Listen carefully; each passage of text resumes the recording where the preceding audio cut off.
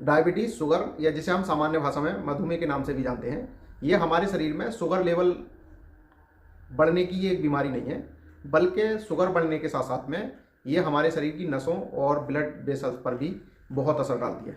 जब किसी पेशेंट में लंबे समय तक ब्लड शुगर बढ़ा हुआ रहता है, यानी कि शुगर कंट्रोल नहीं होता है, तो ऐसी स्थिति में पैरों में घाव बन जाते हैं और संक्रमण के कारण पैरों में अल्सर की शिकायत होती है, और इस कंडीशन को हम डायबिटिक फूट कहते हैं। और डायबिटिक फूट के कारण पैरों में सूजन रहने लगती है, पैरों का रंग बदलने लगता है, पैरों का रंग सुरमई या काला सा होने लगता है, पैरों में झंझनाहट सी दिखाई देती है या पैरों में सुन्नापन भी हो सकता है।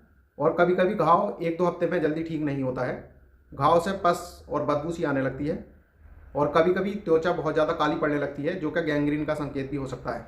और ध्यान रहे, अगर पैर में दर्द नहीं होता है तो ये भी एक गंभीर संकेत हो सकता है, क्योंकि ऐसी स्थिति में पैर की जो नसें हैं वो काम नहीं कर रही होती हैं।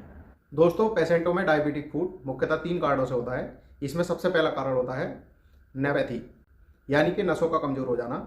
जैसे ही ब्लड शुगर लगातार लंबे समय तक बढ़ा हुआ रहता है, यानी कि ब्लड शुगर कंट्रोल नहीं होता है, तो ऐसी स्थिति में शरीर की जो नसें हैं वो कमज़ोर होने लगती हैं, और कमज़ोरी के कारण जो नसों का सेंसेशन होता है वो कम हो जाता है।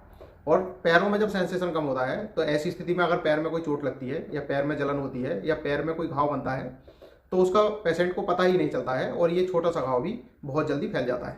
और इसी प्रकार से एक होता है खराब रक्त संचार, जिसे हम पेरिफेरल आर्टरी डिजीज के नाम से भी जानते हैं। यानी कि जब पेशेंट के शरीर में शुगर लेवल लगातार बढ़ा हुआ रहता है, तो ऐसी कंडीशन में पैरों तक ब्लड सर्कुलेशन नहीं हो पाता है, और जिसके कारण जो अगर पैर में घाव बना भी है तो वो बहुत जल्द ठीक नहीं हो पाता है। और इसी प्रकार से जब ब्लड शुगर बहुत ज़्यादा होता है, तो ऐसी कंडीशन में शुगर अधिक होने के कारण बैक्टीरिया का जो इन्फेक्शन है वो बहुत तेज़ी से फैलता है, और पेशेंट में जो है एक छोटा सा घाव भी एक भयानक रूप ले सकता है। तो दोस्तों, ध्यान रहे, आपको या आपके परिवार में किसी को भी अगर कोई डायबिटिक पेशेंट है और उसको अगर डायबिटिक फूट की शिकायत हुई है, तो ऐसी कंडीशन में पेशेंट का शुगर लेवल मेंटेन करना बहुत ज़रूरी है, उसका नियमित जांच कराना बहुत ज़रूरी है। इसके लिए आप पेशेंट का फास्टिंग, प्री फास्टिंग या रैंडम ब्लड शुगर टेस्ट करा सकते हो।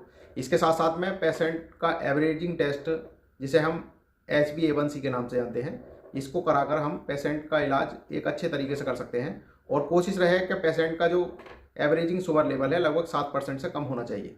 आइए दोस्तों, बात करते हैं ब्लड शुगर के इलाज की। तो ब्लड शुगर का इलाज जो है 3 स्तरों में किया जाता है। इसमें सबसे पहले ब्लड शुगर को कंट्रोल करना बहुत ज़रूरी होता है। इसके लिए इंसुलिन, मेटफॉर्मिन, DPP-4 इन्हिबिटर्स और SGLT2 इन्हिबिटर्स जैसी दवाइयाँ यूज करके पेशेंट की शुगर को कंट्रोल किया जा सकता है। और इसी प्रकार से वुंड मैनेजमेंट बहुत ज़रूरी होता है।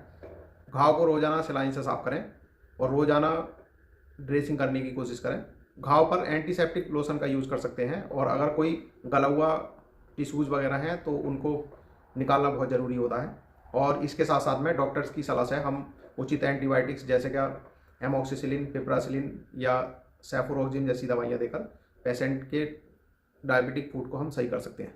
और अगर घाव बहुत ज़्यादा ख़राब हो चुका है, या उसमें पस बहुत ज़्यादा आता है, या पस के साथ साथ में अगर स्थिति बहुत ज़्यादा गंभीर है, तो ऐसी स्थिति में वैक्यूम ड्रेसिंग, स्किन ग्राफ्टिंग या डिब्राइडमेंट जैसी सर्जरी करके हम डायबिटिक फूट की समस्या को कम कर सकते हैं। और अगर पैर का रंग काला पड़ चुका है या उसमें गैंग्रीन की पुष्टि हो चुकी है, तो ऐसी स्थिति में पैर को काटना भी बहुत ज़रूरी होता है। एलोपैथिक ट्रीटमेंट में शुगर कंट्रोल और ड्रेसिंग के साथ साथ में पैर तक रक्त संचार पहुंचाना बहुत ज़रूरी होता है। इसके लिए एस्पिरिन, क्लोपिडोग्रिल और स्टैटिन्स जैसी दवाइयों का यूज करके हम शरीर में रक्त संचार को बढ़ा सकते हैं। आइए दोस्तों, बात करते हैं कुछ होम रेमेडीज़ के बारे में। कुछ सपोर्टिव होम रेमेडीज़ अपनाकर हम डायबिटिक फूट की समस्या को बहुत हद तक कम कर सकते हैं। 1 चम्मच हल्दी लें और उसमें थोड़ा नारियल का तेल मिलाकर एक पेस्ट बना लें, और इस पेस्ट को घाव से दूर अच्छी स्किन पर लगाएं, जिससे जो है घाव नहीं फैल पाता है और डायबिटिक फूट से राहत मिल जाती है।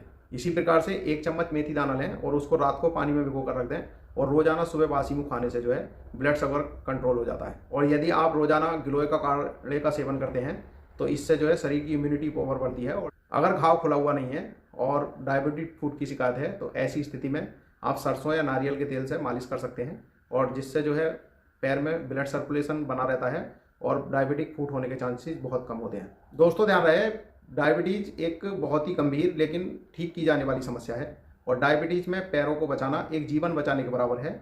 अगर सही समय पर जांच और नियमित इलाज अगर पेशेंट का किया जाता है और सही तरीके से अगर पैरों की देखभाल की जाती है, तो गंभीर समस्याओं से बचा जा सकता है। दोस्तों, वीडियो में आज के लिए बस इतना ही। मिलते हैं एक नई वीडियो के साथ में। यदि मेरी वीडियो आपको अच्छी लगी हो तो वीडियो को लाइक करें, चैनल को सब्सक्राइब करें और बेल आइकॉन दबाना ना भूलें, ताकि मेरी हर एक इन्फॉर्मेटिव वीडियो आप तक बहुत जल्द से जल्द पहुंच सके। धन्यवाद।